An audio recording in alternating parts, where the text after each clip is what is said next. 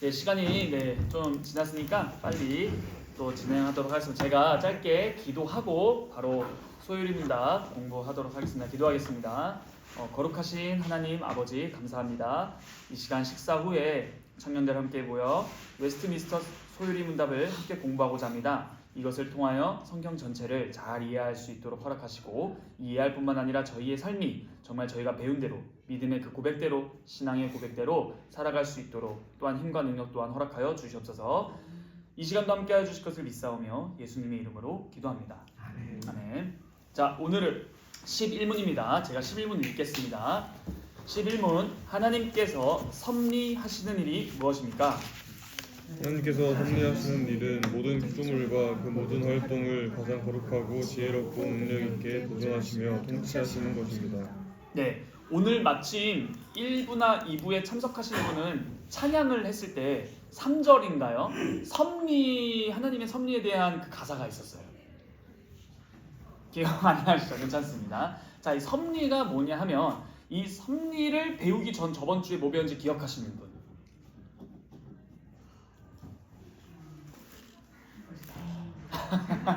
저번 주에 뭐 배웠죠? 저번 주 교회 교회 왔는데 나 분명히 저번 주에 뭐 배웠냐면요, 창조 사람을 어떻게 주셨습니까? 맞습니다. 그 창조 전에 뭐 배웠었죠? 작정이죠. 자, 이게 논리적 순서를 가지거든요. 우리가 처음에 성경에 대해서 배우고 그 성경이 가르치는 하나님에 대해서 배우고 그 하나님이 어떤 분이시냐 했을 때 삼위일체이신 분을 배우고 그럼 그분은 어떤 사역을 하시냐 했을 때 작정을 하셨고 그 작정을 실행하시기 위해서 창조하셨으며 그 창조하신 창조물을 직접 섭리하신다. 그래서 오늘 섭리예요. 자, 그럼 이 섭리가 뭐냐면 한마디로 창조에 하나님께서 창조를 하셨을 때에는 만물을 지으신 목적이 있었을 거잖아요. 그냥 심심해서 만든 게 아니잖아요. 플랜, 계획, 나아가고자 하시는 방향이 있는데 이 섭리는 하나님께서 창조하신 만물의 목적을 이루시는 그 목적을 이루시는 것으로서의 수단이 바로 하나님의 섭리예요. 그래서 하나님께서 창조하시고 새 하늘과 새 땅 그리고 그 이후까지 하나님께서 완전히 이루실 그 일을 위해 섭리하신다라는 것인데 이 섭리는 보존과 통치입니다. 그래서 섭리가 뭐예요? 네, 하나님께서 만물을 보존하시고 통치하십니다 라는 뜻이에요. 그러므로 여러분 영화 볼케이노나 투모로우나 이런 것들 보셨죠? 그런 막 갑자기 뭐 우주 대폭발해가지고 막 행성 막 부서져서 막 지구에 충돌한다. 예, 그럼 걱정하지 않으셔도 됩니다. 우리가 믿음이 있다면 그렇게 해가지고 잠깐만 타임 새하늘과 새 땅 만들었는데 갑자기 행성 충돌해서 지구가 없어졌네? 그럴 리 없다. 모든 창조 세계를 다 하나님께서 직접 보존하시고 다스리신다라는 거예요. 다스림이 통치니까요. 이게 섭리인데 그럼 이렇게 하신 이유가 뭐예요? 바로 하나님이 만물을 창조하신 목적을 이루시기 위하여입니다. 자, 여기서 중요한 것이 이 문 답을 보시면 모든 피조물과 그다음 뭐라 나와요? 모든 활동. 이걸 보면은 어떤 거를 짐작할 수 있을까요? 모든 활동이요. 그게 뭐냐면 활동, 즉 자기의 의사를 가지고 무엇인가 행할 수 있는 피조물이 누구예요? 사람입니다. 인간입니다. 그러므로 여기서 모든 활동 또한 보존하시고 다스리신다 하셨을 때는 사람의 행동 또한 다스린다는 거예요. 자, 이 사람의 활동, 이게 바로 사람을 그냥 두시고 자신의 자유의지로 다스리시는 것이, 두시는 것이 아니라 직접 모든 것을 다스리신다라는 말입니다. 그러므로 이렇게 생각하시면 좋아요. 우리는 창조의 하나님을 믿죠? 그 말은 즉 섭리의 하나님을 믿는다. 동전이 앞뒷면이다.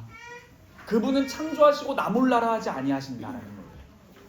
그래서 여러분들의 마음, 여러분들 주변에 있는 사람들의 그 마음, 행동 또한 하나님의 섭리 가운데 있다가 정답입니다. 이해되시죠? 그래서 하나님의 섭리를 배워야 하는 것은 곧 창조의 목적이기 때문이다. 이루시는 수단이니까요. 자, 둘째, 여기서 가장 거룩하고 지혜롭고 능력 있게라는 말이 있죠. 여러분 여기서 지혜가 뭘까요? 지혜라는 말이 나오는데요. 이 지혜는 일종의 지식인데 어떤 일을 이룰 만한 지식이에요. 어떤 일을 이룰 만한 지식이에요. 그러므로 어떤 목적에 도달하기 위한 지식이 지혜라고도 할 수 있어요. 어떤 목적에 도달하기 위한 지식이 지혜다라는 겁니다. 이해되시죠? 그러므로 이렇게 지혜가 무한하신 하나님께서 섭리로서 흠없이 거룩하게 능히 창조의 목적을 이루신다, 성취하신다라는 것이 오늘 문에 대한 답입니다. 그러니까 섭리는 굉장히 범위가 넓은 뜻이기도 해요. 참고로 섭리는 하나님의 목적을 이루는 수단이기 때문에 플랜 B가 없어요. 변수인데 이거 내가 예상치 못했는데 라는 일이 없다고요. 하나님. 그렇죠. 자, 그러면은 이렇게 아무리 이론으로 설명하는 것보다 가장 유익한 건 직접 성경으로 확인하는 겁니다. 그럼 이런 질문이 하죠. 아니, 성경이 진짜 그렇게 말해? 이거예요. 그러면은 항상 섭리를 다룰 때 빠지지 않는 인물이 있습니다. 누굴까요? 요셉입니다. 그래서 여러분 요셉 이야기는 다들 잘 아시죠? 요셉의 이야기 한 줄 정리하면은 요셉이 결국 가족을 구원한다예요. 그런데 그 과정을 보면 우여곡절이잖아요. 그래서 정말 신기하게도 요셉의 생애를 보면은 매우 우연스럽게 보이는 작은 일들이 너무 많아요. 자, 요셉이 형들에게 시기와 미움을 사잖아요. 그때 아버지의 심부름을 따라 형들이 잘 있나 보는데 형들이 오는 요셉을 보고 야, 온다. 어떻게 해야 돼? 죽이자. 그래서 구덩이에 빠뜨리는데 그래도 동생인가? 죽이긴 좀 그런데 마침 누가 와요? 에? 우리 성경 읽으신 장로님 집사님 빼고. 자, 성경 안 읽은 사람 대답. 자, 아직 창세기 성경 66권 중에서 제일 권이에요. 자, 그때 요셉이 죽여 마라 하는데 누가 와요? 사람 파는 사람들이 와요? 아니 그 상인들 그 애국. 네. 애국 뭐 애매하게 읽은 거야. 읽긴 읽었어. 그리고 서영이 오케이. 자, 뭐냐? 바로 창세기 37장을 가봅시다. 성경 창세기 37장. 성경 일독 하죠. 예, 우리 성경 일독. 자, 37장 25절, 26절, 27절, 3절 직접 성경 두 눈으로 확인해 봅시다. 자, 찾으신 분 읽어주세요. 그들이 앉아 음식을 먹다가 자, 여기까지. 자, 동생 빠트려 놓은 다음에 밥 먹고 있어요. 그 다음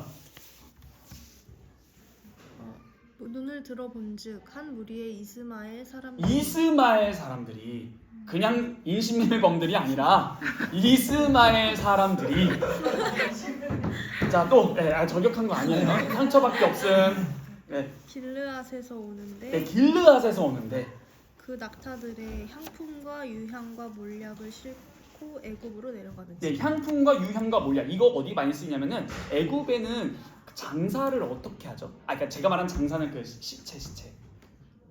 미라죠. 정확하게 쓰이는 용품들이에요. 네, 일단 읽어 갑시다. 유다가 자기 형제에게 이르되 우리가 우리 동생을 죽이고 그의 피를 덮어둔들 무엇이 유익할까? 자, 유다가 등장해요. 여러분, 이제 요셉 이야기가 시작될 때 37장에서 시작되거든요.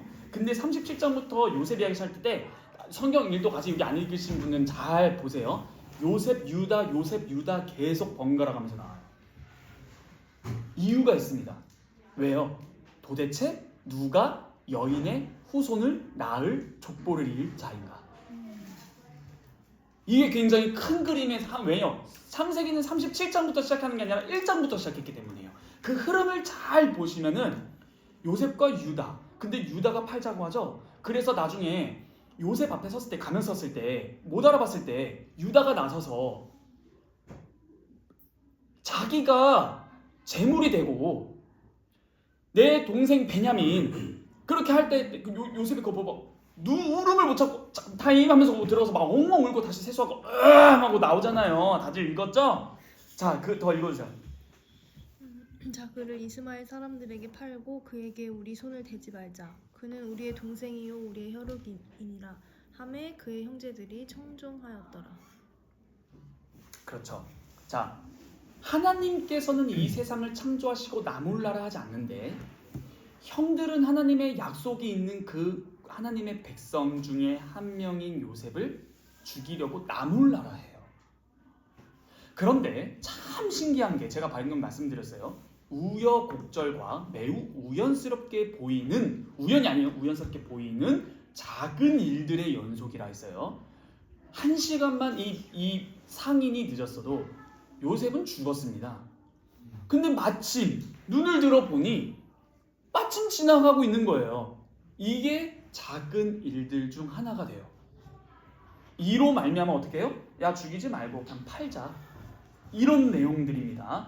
그러므로 결국에는 이런 사소한 일들이, 작은 일들이 묻히는데 놀랍게도 하나하나 작은 일들이 고리가 되어가요.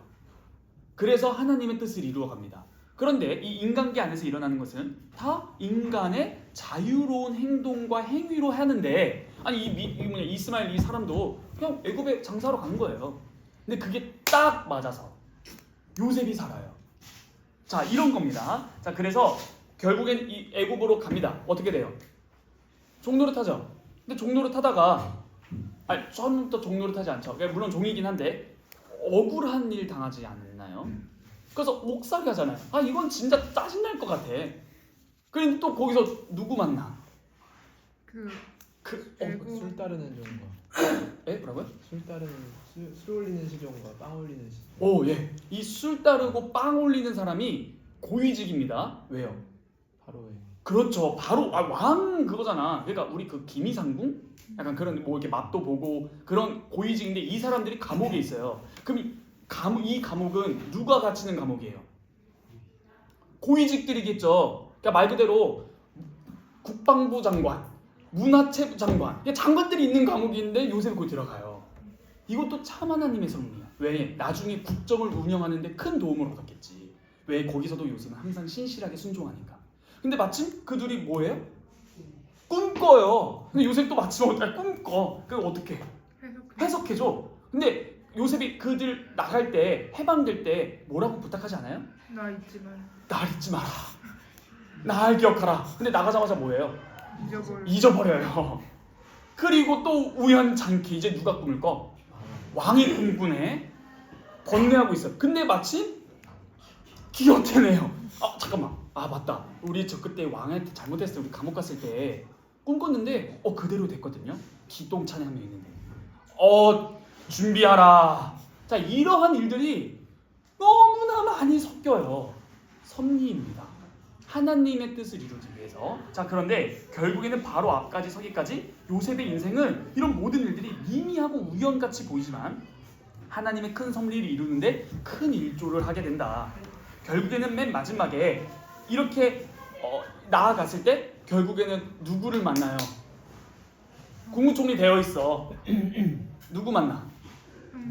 형제들 만나.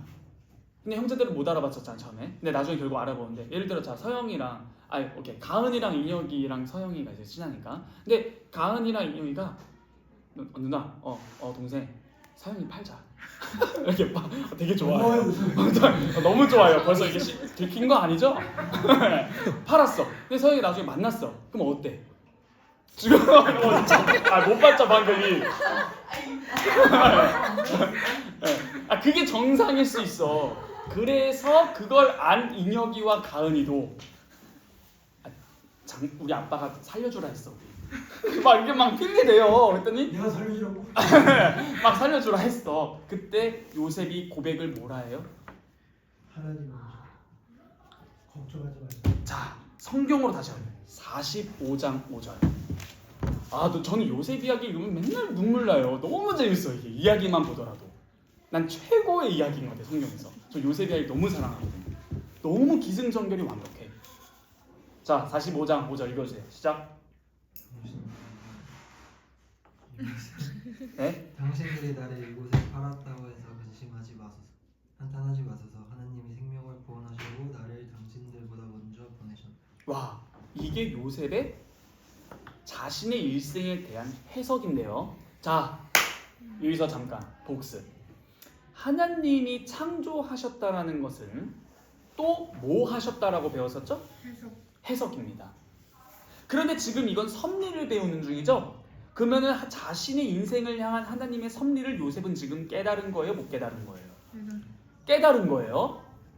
그런데 그러면은 자신의 인생과 자신 또한 창조죠. 자신의 모든 인생이 창조죠. 그러면 이에 대한 하나님의 뭐가 있다라는 거예요? 해석이 있다라는 거예요. 그런데 그러면 질문해야 돼요. 이 요셉이라는 피조물과 이 피조물이라는 인생, 그러니까 이 세상뿐만이 아니라 인생을 향한 하나님의 해석 있을까요, 없을까요? 있겠죠. 그러면은 질문을 하는 건 이거예요. 이렇게 하는 겁니다. 요셉은 나를 창조하신 하나님을 믿고 뿐만 아니라 나를 향한 하나님의 해석도 있다는 것은 당연한 거예요. 그러면은 요셉이 자신의 인생을 향한 해석은 1차 해석에 대한 2차 해석이죠. 그러면은 이게 단순한 신앙 고백이 아니라는 거예요. 해석이에요. 근데 과연 하나님도 진짜 이렇게 해석하셨을까를 봅시다. 시편입니다. 시편 105편.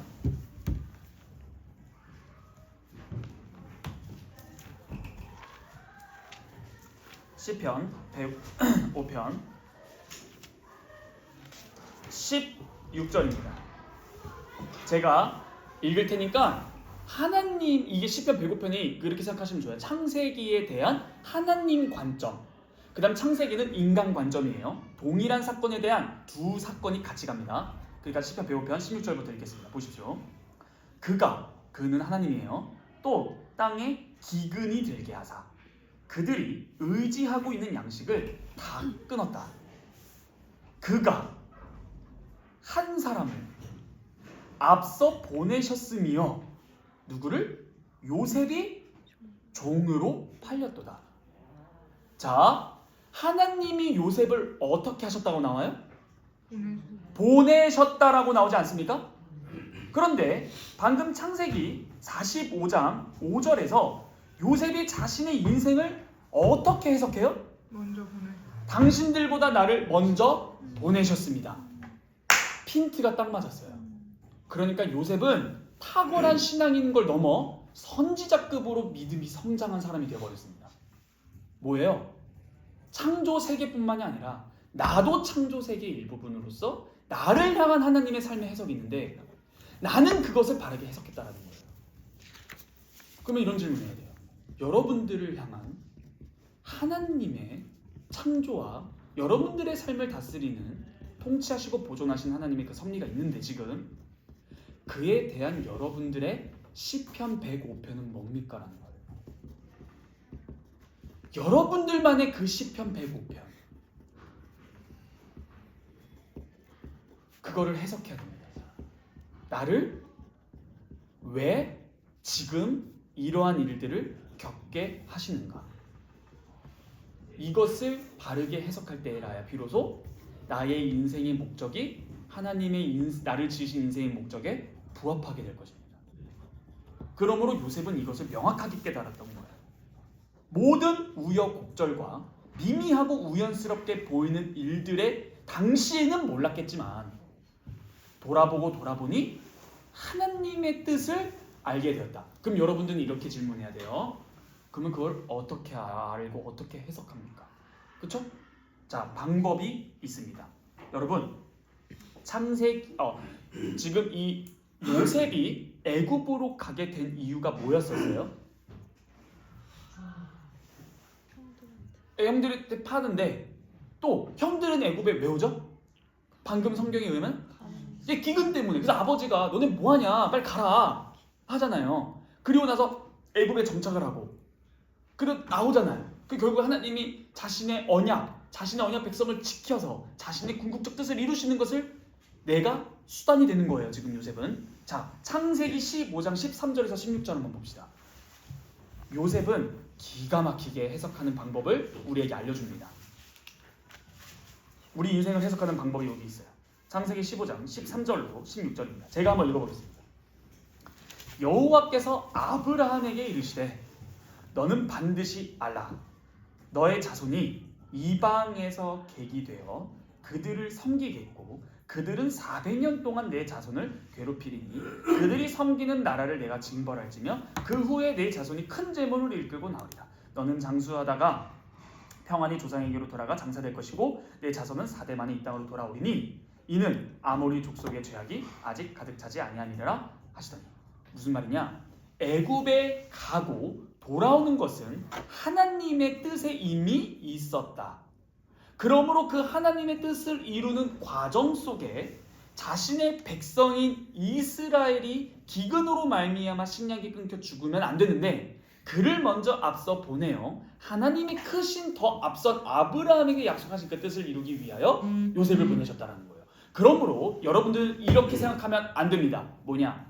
나의 삶을 향한 하나님의 뜻을 해석할 때는 하나님의 크신 계획과 하나님의 영광과 하나님께서 자신의 피로 사신 교회와 벗어나서 나의 인생을 해석하면 해석이 안 돼요. 하나님이 요셉을 보낸 이유는 요셉과 가족을 구원하기 위함이지만 그 자체로 너희들끼리 잘 먹고 잘 살라가 아니라 요셉의 가정은 앞선 믿음의 조상 아브라함, 앞선 노아, 앞선 아담에게까지 거슬러 올라가 하나님의 궁극적인 창조 목적을 실현하는 과정 속에서 내가 이 일을 하는 거라는 거예요. 그러므로 우리가 무슨 일을 한다 할 때는 내가 이 일을 하는 이유는 내 가족 먹여 살리기 위함이다. 그게 아니라는 거라는 거예요. 그거는 세상 사람들도 다 합니다. 세상 사람들도 왜 일하세요? 가족 먹여 살리려고요.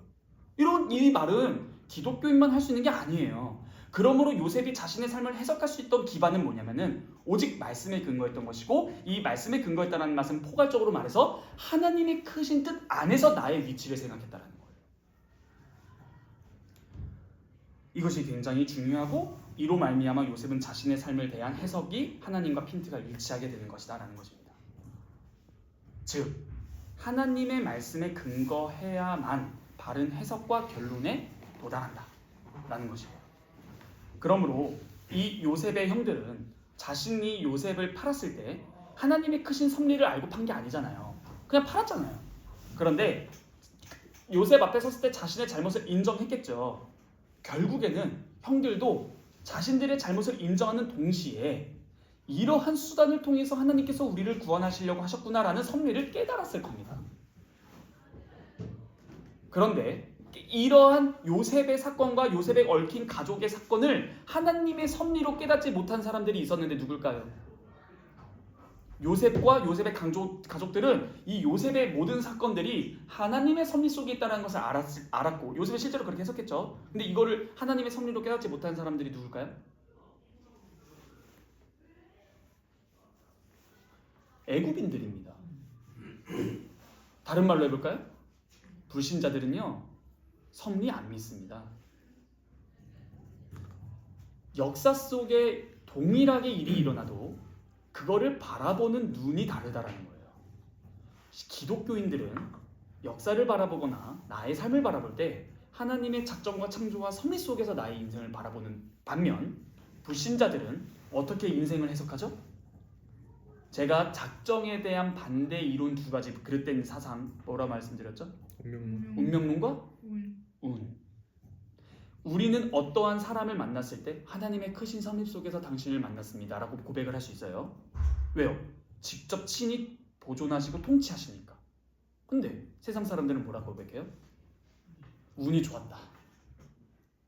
이게 바로 애굽인들의 시선과 요셉을 포함한 하나님의 택한 백성들의 시야의 차이다라는 거예요. 바로는 당시 요셉에게 잘해줬어요. 왜? 충실하니까. 나라의 보탬이 되니까. 그런데 오히려 요셉의 관점은 뭐였어요? 하나님이 나를 보내셨습니다. 완전 관점이 달라요. 그러므로 이것이 신자와 불신자의 큰 차이 중에 하나다. 뭐다? 이 세상을 바라보는 안목, 나의 인생을 바라보는 안목. 여러분 여기서 하나만 추가 말씀드리고 마무리하겠습니다. 이 세상엔 여러 사건들이 많이 나타납니다. 사람이 묘하게 잘 될 수도 있고요. 망할 수도 있다는 것은 굳이 제가 말하지 않아도 여러분들이 살아가면서 느끼는 거예요. 그런데 하나님께서는 자신의 형상인 사람들을, 신자만이 아니라 하나님의 형상인 사람들을 보존하시고 지켜주십니다. 그래서 불신자들에게도 일반 은총으로 혜택들을 주세요. 그런데 사람들은 우연히 어디 갔더니 어떻게 되어서 잘 됐다. 우연이라는 말을 정말 많이 잘 써요. 하나님의 섭리를 볼 수 있는 눈이 없는 사람은 다 우연인 거예요. 이 사실은. 그래서 이런 말도 합니다. 노력 있고 뭐고 결국엔 뭐가 좋아야 된다? 운이 좋아야 된다. 이게 정확하게 불신자들의 항목이다라는 거예요. 그래서 운수와 요행을 많이 바라고 새해가 되면 뭘 봐요? 네, 또 새해 운수, 나의 올해의 운은 어떨까? 자, 이런 것들이 다 하나님을 모르는 사람들의 행동이고 편지를 쓰건 하더라도 당신에게 행운이 있기를 바랍니다. 뭐 이런 말들을 쓰는 거예요. 그리고 이거는 실천적 적용을 하나 가져왔습니다. 여러분, 로또 사보셨어요? 죄송하지만 로또를 사는 태도는 섭리를 믿지 아니한 태도입니다. 섭리의 반대말이 뭐냐면 운수와 요행이라 있습니다. 로또는 뭐예요? 운 아니에요? 로또로 말미암아 하루아침에 거부가 되었다. 내 집 마련 성공 프로젝트. 저는 깜짝 놀란 게 토요일날 난 지하철 줄인 줄 알고 나도 지하철 입구에 명당 자리가 있었고 난 지하철 입구인 줄 알았어요. 저도 섰더니 줄이 갑자기 틀어지대. 뭐야 하면서 30분 기다렸었잖아요. 지하철 무슨 그때 코로나 때. 이거 좀 문제가 있구나 생각해서 저도 줄 섰었어요. 당황했었어요. 그만큼 토요일 날은 대박입니다. 줄이. 그때 뭐예요? 로또 명당 1등 당첨 5명. 뭐예요? 이게 바로 로또를 선전하는 사회는 하나님이 없는 사회라는 것을 선전하는 거예요. 여러분 성경 말씀 하나 볼까요? 이 로또에 대해서 나옵니다. 오, 로또에 대해서 나와요. 자, 잠언 12장 12절 막 흥미로워. 네. 잠언 12장 12절 로또 나옵니다. 다음 다 찾아주세요. 잠언 12장 12절 로또는 왜 하나님의 섭리를 믿는 태도가 아닌가? 자, 다 같이 읽어보겠습니다. 잠언 12장 12절 시작. 악인은 불의의 의익을 탐하나 의인은 그 뿌리로 말미암아 결실한다. 자, 여기서 악인은 불의의 의의를 탐한다는데 여기서 말하는 불의의 이는 꼭 부정한 일이거나 횡령이거나 나쁜 짓을 하는 것만 의미하지 않아요. 왜일까요? 이 불의의 일을 탐한다 했는데 이에 반대말이 뭐라 나옵니까? 의인은 하나님의 뜻을 따라 믿음으로 나아가요. 왜요? 그 뿌리로 말미암아 결실한다라는 거예요. 정직하게 부지런히 자기가 할 일을 자꾸 해 나아갑니다. 그로 말미암아 자기 생활도 개척하고 하나님의 뜻도 성취하고 자기의 생을 바르게 건실하게 세워나가며 그 모든 목적은 하나님을 기쁘시게 하기 위해서 건실하게 세워나가는 반면 이와 반대로 악인은 불의의 일을 탐한다라는 거예요. 그러니까 의인이 뿌리부터 건실하게 하는 그 생활을 하지 않고 이것을 전세 역전시킬 수 있는 요행을 바라는 게 불의의 일입니다. 뿌리부터 열심히 하면서 로또 사는 거. 자, 뿌리부터 열심히 해서 로또를 산다? 아니 그것도 네. 하고 로또도 사고. 네. 현재 또 사고 있나? 제가 어떻게든 피해 가야 될 텐데. 자, 하여튼 로또는 운이잖아요. 그거를 내 열심으로 얻었다라고 생각하는 사람 없을걸? 그나마 열심은 뭐예요? 그나마 자기가 열심히 했던 건 내가 내 돈 주고 샀잖아. 근데 결국에는 운이에요. 왜요? 뽑는 장면을 보세요. 45번 하면 자, 이게 다 운수와 요행입니다. 여러분, 섭리는 운이 아니에요. 그러다가 여러분 그것도 아세요? 그러면 운수와 우연을 바라고 살다가 그렇게 해봐도 별 소용이 없을 때 뭐라 말하는 줄 아세요? 믿을 거는 내 힘뿐이다. 그래서 자기 힘을 의지해요. 근데 자기 힘을 의지하면 뜻이 다 이루어져요? 안 되죠? 그래서 또 뭐라 말해요? 나라는 존재는 이 거센 세상에서 너무나 미약한 존재고 무력하다. 그러면서 이런 말 합니다. 이런 말 많이 들어보셨을 거예요. 안 될 일은 애써도 안 되고 될 일은 힘써서 안 해도 된다. 그리고 이러한 말이 결론적으로 뭐냐면 이게 바로 소위 철학상 결정론이에요. 될 일은 될 놈 될 안 될 안 뭐 그런 거 있지 않아요? 이게 정확하게 결정론이에요. 될 사람은 결국 된다. 이게 우리가 배웠던 작정과 반대되는 그릇된 사상 하나 아니에요? 결정론. 될 놈 돼. 그게 어디 있어요? 정해졌다라는 거잖아요. 그게. 로또를 당첨돼도 야 역시 될 놈은 되네. 본인 스스로가 그것을 우연이라 생각하는 거예요. 그러니까 결정론과 우연은요 항상 쌍둥이입니다. 같이 다녀요. 그리고 이 결정론 될 놈 될 넘어가면 또 어떻게 되냐? 무력해집니다. 어떻게 무력해져요? 내가 꼭 이렇게 해야 하는가? 우울증까지 갑니다. 내가 결국에 안 되는 거 아니야? 어떤 수를 써도 저 사람은 악한 짓을 해도 될 놈은 되고 난 안 되네. 우울증에 빠져요. 이게 섭리를 믿지 아니하는 사람들의 항상 결론입니다. 나는 안 되는구나. 쟤는 되고. 항상 내 인생을 바라보는 해석이 나는 운이 좋지 않았다. 자, 이것이 좀 더 발전한 것과 이것과 비슷한 사상이 동양 사상에서 진인사 대청령이에요. 내가 할 도리를 다하고 나머지는 하늘에게 맡긴다. 근데 거기서 말하는 하늘은 인격신이 아닙니다. 하나님이 아니에요. 그러니까 자기 일생을 다 맡긴다는 겁니다. 방금 읽어드린 요셉 이야기의 핵심이 뭡니까? 항상 요셉은 바로의 꿈을 해석하건 뭐라건 할 때 자신의 지혜로 그 꿈을 해석하지 않고 하나님을 의지하여 신앙적으로 해요. 그게 창세기 40장 8절과 41장 16절이에요. 바로 앞에서도 하나님이 알려주실 것입니다. 이런 식으로 의지하는 태도를 보입니다. 그러므로 요셉은 자신이 고생하는 삶 속에서 신세 한탄하거나 형들을 원망하는 대신 잠언 12장 12절처럼 뿌리부터 결실하는 의인의 생활, 자신이 처한 상황에서 남탓 이런 거 있죠? 내가 차라리 남자로 태어났으면, 내가 차라리 여자로 태어났으면, 내가 흑인이 아니라 백인으로 태어났으면, 내가 한국이 아니라 미국에서 태어났으면 자꾸 원망하고 나는 운이 안 좋았다라는 거예요. 근데 요셉은 팔려요. 감옥살이 합니다. 옥살이에요. 억울해요. 꿈에서 깼는데 나 기억도 못해. 그런데 끝까지 의인의 신실함을 유지하고 하물며 자신이 승승장구했을 때도 하나님이 당신에게 꿈을 알려주실 것입니다 라는 하나님 의지 태도가 있습니다. 여러분 로마서 8장 28절 아시죠? 모든 것이 합력하여 선을 이룬다. 아멘입니까? 이게 섭리인데요. 모든 것이 합력하여 선을 이룬다 앞에 무슨 말이 있는지 아시는 분? 결론입니다. 모든 것이 합력하여 선을 이룬다 라는 말과 세트 상품이 뭔지 아세요? 함께 읽어야 되는 거예요. 뭐예요? 한번 찾아보세요. 로마서 8장 28절 읽고 마칩시다. 로마서 8장 28절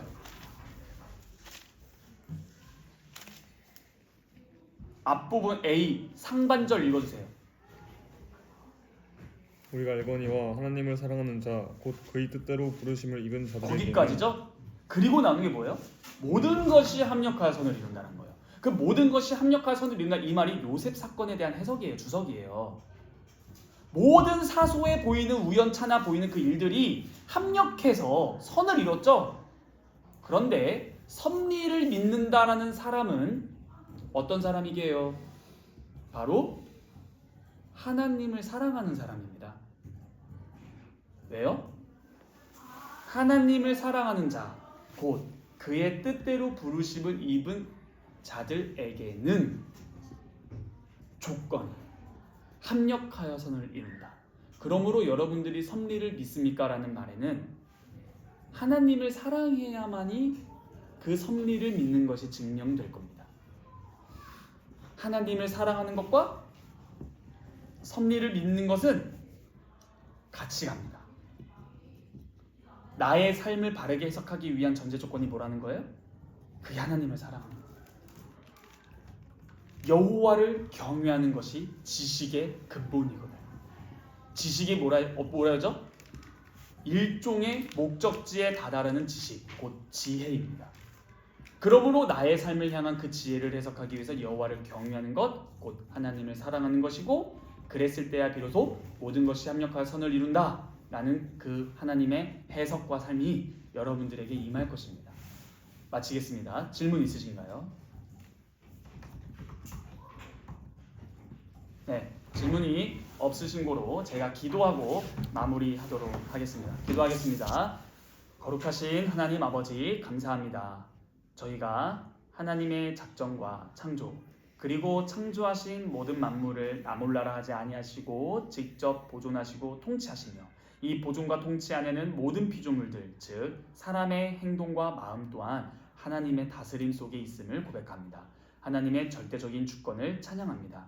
그러므로 주님, 저희가 요행과 운수를 바라는 것이 아니라 인생 대박 성공을 위해서 내 인생을 그렇게 낭비하고 해석하는 것이 아니라 요셉처럼 하나님이 나를 먼저 보내셨다라는 시편 105편과 창세기가 연결되어 그 요셉의 해석이 탁월함을 저희가 보았는데, 그렇게 하기에 앞서 아브라함부터 거슬러 올라가는 그 하나님의 크신 경륜, 그 계획, 하나님의 작정을 이루는 수단으로서의 섭리를 믿는다는 이 말이 무엇인지를 저희가 간단하게나마 배웠습니다. 그러므로 주님, 저희의 삶을 어떻게 해석해야 할까요?